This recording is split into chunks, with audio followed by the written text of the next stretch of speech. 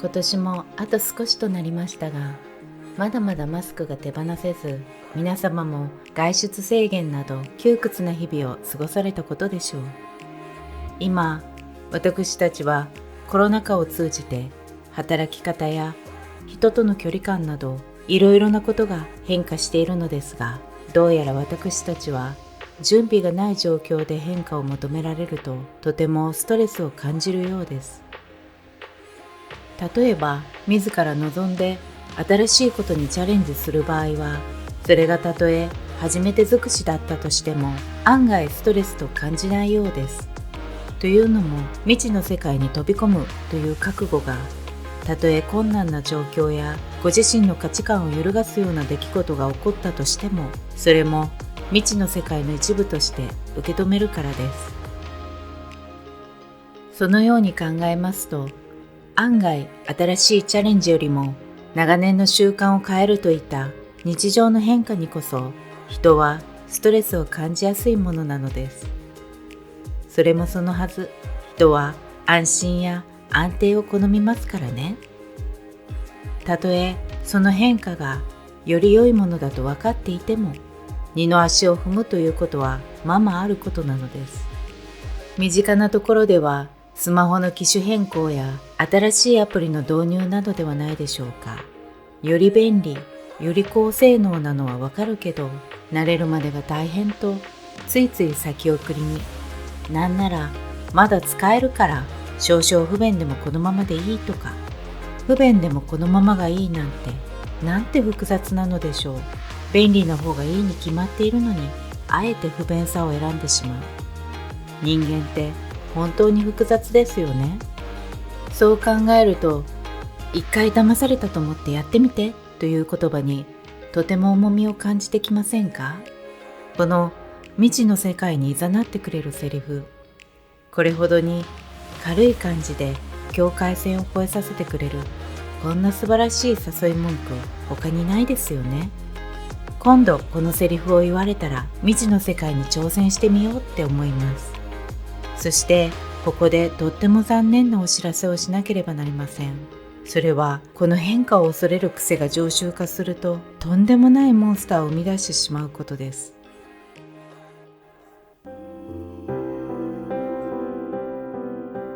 変化を恐れる癖が常習化すると、なんと恐ろしいことに、自分が変わるのではなく人に変われと要求しだします。何かしら変化しないといけない状況ができたとします。でも自分が変わるのは嫌。だったら相手が変わればいい。こういう発想ですね。そして自分の思いを通すために他人をコントロールしだします。もはやこれはモンスター。このタイプのモンスターはとても推しが強いのです。自分が変わるということをしないので、周囲を変えていく必要性があるのです。しかも自分がいいと思うように変わってほしいわけですから。そのためには何度でも繰り返すという特徴があります。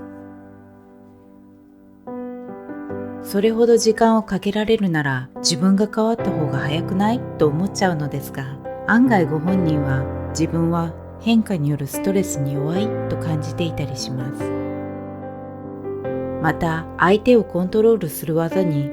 論点をすり替え相手を責めるというのがあります。お決まりのセリフはあなたがしてくれないからです。まるでお相手が悪いかのような口ぶりでじわじわと攻撃してきます。この言葉の奥底には、自分はいつもと変わらずいただけなのに、うまくいかないのはそちらに問題があるのではという思いなのでしょうね。最近は至るところにモンスターが生息していますが、ここで一つわかりやすい例を出してみましょう。例えば大学などで出席日数が足りず単位を落とすことになったとします。すると、出席日数が足りないのなら事前に言ってほしかった。そうすれば学校を休ませずに行かせたのにという親が登場したらどうでしょう。間違いなくモンスターペアレンツ確定ですね。それは休んだ本人の問題であることは自明です。でもね、このような論点すり替えモンスターは案外日常にいて普通に生活していたりするのです。例えばこんなセリフよく聞きませんか？確かに私も悪かった。そこは悪いと思ったから謝ったの。でもあの人ったら全然許してくれないの。まだ怒ってるのよ。本当に嫌になっちゃうわ。とか。この言い方だと謝罪したのに許さない相手が悪いと逆に責めていますよね。このようなマインドで本当に謝罪したと言えるのでしょうか？他人の思いまでも自分が勝手に思い描いている、まさにコントロールですよね。この私が頭下げてんだから許せよモンスターとでも命名しましょうかね。客観的に見るとむちゃくちゃなことを言っていると誰もがわかることですが、案外自分も同じようなことを言っていたりするかもです。というと、途端にご自身の言動に不安を感じられた方もいらっしゃるかもしれませんね。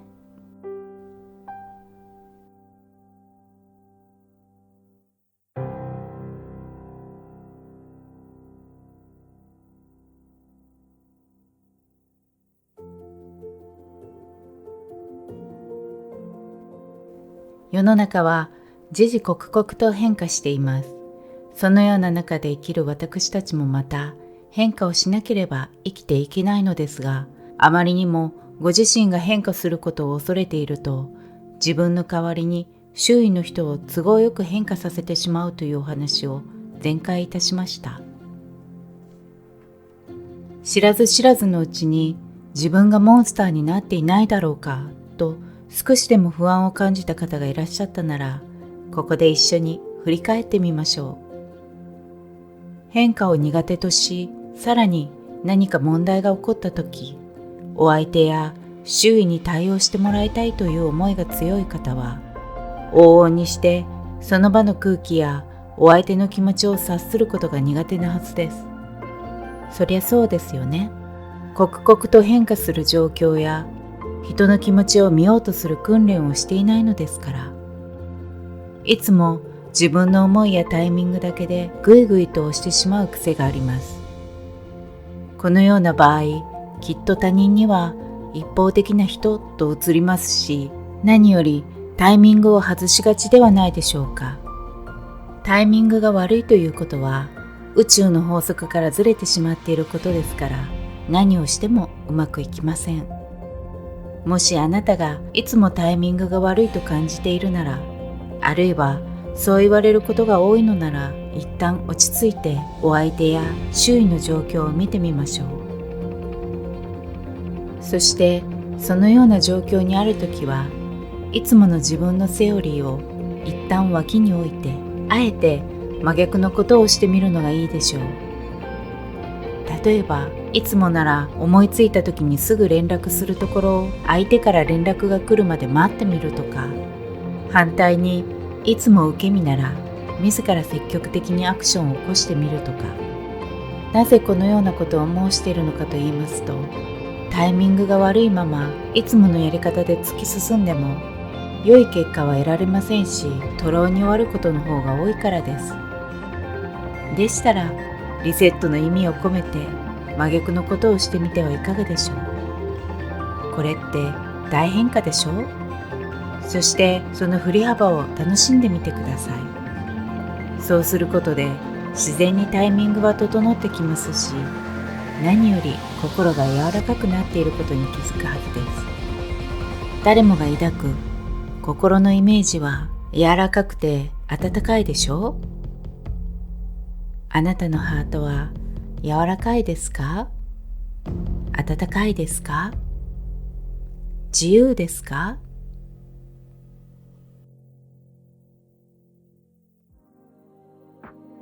なんだかタイミングが悪い、ずれていると感じたときは、一旦いつもの自分のやり方を手放し、真逆のことをなさってみてはいかがでしょうと前回提案いたしました。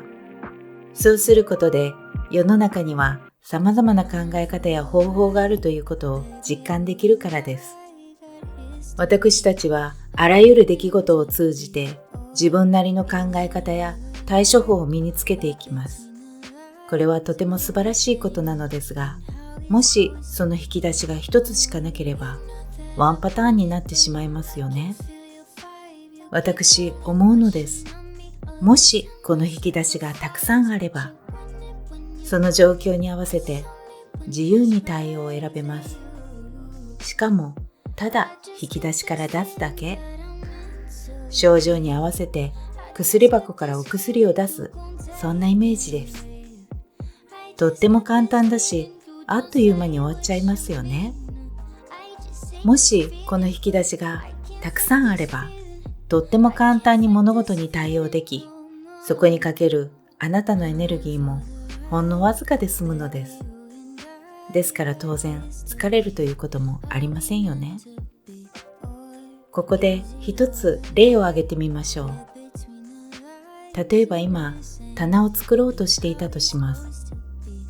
あなたは引き出しを開け、ドライバーを探しましたが、そこには1本しか入っていませんでした。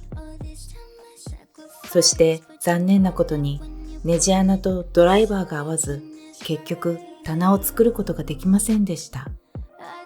もしここで無理やりドライバーを使ってしまったら、ネジ穴を潰してしまい、二度と使えなくなってしまいますよね。こんな単純なことを説明されなくても知っているわと思われるかもしれません。ですが案外、日常ではこれと同じようなことが起こっているのです。自分のやり方を通してお相手の気持ちを損ねてしまい、修復できない関係になってしまったり、あるいはご自身のドライバーが通用しない状況にどうして良いかわからずパニックを起こしてしまうということもあるでしょう。パニックを起こして暴走し、自ら関係性を壊してしまうなんてこと、恋愛のシーンでよくお見かけします。私たちはこのような苦い経験を通じて、ネジ穴にもいろんな種類があること、そしてドライバーもたくさんの種類があることを学んでいくのですね。これが変化を受け入れるということではないかなと思います。そしてどうしてもデコとボコが合わない場合もありますよね。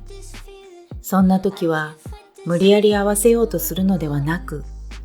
あいにく今は手持ちのドライバーがありません。またのご縁を楽しみにしておりますと、お互いの違いを知るだけで十分ではないでしょうか。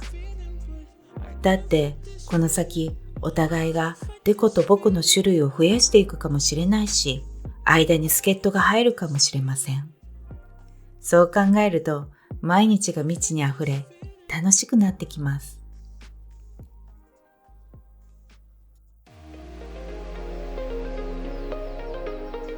いつも心が安定していて、自他ともに心の自由を受け入れる人ってとっても魅力的ですよね。そんな人はいつもお互いを尊重するスタンスですから、一緒にいて楽しいし、ずっと一緒にいたいって思います。そんな方と旅に出るとまさにスピリチュアルジャーニー。私が定義するスピリチュアルジャーニーとは、十分に魂が解放されている状態を指します。ですから特別に聖地やパワースポットと呼ばれる場所を目指さなくてもいいのです。旅の目的は魂を軽やかに解放することですから、自然の美しさに触れ、より感性を豊かにすることが大切だと思っています。私はそれをスピリチュアルジャーニーと呼んでいます。でね、ここがとっても面白いのですが、案外そんな旅の方が求めていないのに秘境と呼ばれる聖地にたどり着いたりするのですよね。今日はそんなスピリチュアルジャーニーの一端をお届けしたいと思います。まず私は行き場所を決めたら、お相手と大まかに行きたいところをそれぞれがピックアップします。でもいつどこへ行くかはまだ決めないのです。あとは当日にって感じです。なぜかというと、お天気や時間によって見れる景色が変わるからです。また、おお食事だってお腹の空き具合によって食べたいものって変わりますよね。だからピックアップだけしておいてその都度どうするなのです。例えば前日の夜には明日のランチは海沿いにある美味しいと評判のカフェで綺麗な海を見ながら食べる予定にしていたけど、実際の私たちはそれほどお腹は空いていませんでした。そんな時はドライブに切り替え、お腹が空いたらその時また考える感じです。そのおかげで予定もしていなかった場所や偶然見つけた清らかなエナジーに満ちた聖地にたどり着いたり、はたまたとても美しい夕日を堪能したり、あまりにもゆっくり堪能しすぎて次に行こうとしていたところに間に合わないということもあります。でもそんな時も全く動じません。その時間帯に行けるところへ急遽予定変更。昨日の予定どころか数時間前の予定とも全く違うことをしているのです。でもそんなことがお互いに当たり前ですので、いつも最高のタイミングで最高の美味しさや美しさを堪能できるというわけです。お食事だってもちろん美味しいレストランにも行きますが、何が何でもというわけでもなく、今日は疲れたからテイクアウトにして部屋飲みしようと帰ったり、もしどちらかがしっかり予定を立てるタイプだったら、あるいはせっかく旅に来たのだから現地の有名なものをコンプリートしたい、美味しいレストランしか行きたくないっていうタイプだったら、こんなにもリラックスした旅は経験できないと思うのです。そしてたとえ行きそびれたところがあったとしても、またいつの日か行けばよいというスタンス。実際私たちも行きそびれたところがあったのですが、また今度行こうと次の楽しみにとっています。とはいえ実際行くかどうかは分かりませんよ。その時また違うところに興味が出ているかもしれませんしね。そしてここからがとっても大切なポイントなのですが、実際次の機会があってもなくても、またたとえ今の自分に次の見通しが全くなかったとしても、次の機会を願っていいのですよ。だって心で願うことは自由なのですから。見通しがないのにと思われるかもしれませんが、エナジーの不思議な法則は心の中で思い描く豊かさの方が現実化しやすいという特徴があるのです。だから私たちはきっとまた2人でスピリチュアルジャーニーに出かけるのでしょうね。たとえあなたがどれほどとどめたいと願っても、人も物も時間も空間もすべて毎日変化していきます。だからね、とどめられないものをとどめようとエナジーを費やすより、しなやかにご自身を変化させていくことにエナジーを使っていきましょう。最後までお聞きくださりありがとうございます。ごきげんよう。ナモアミダ仏。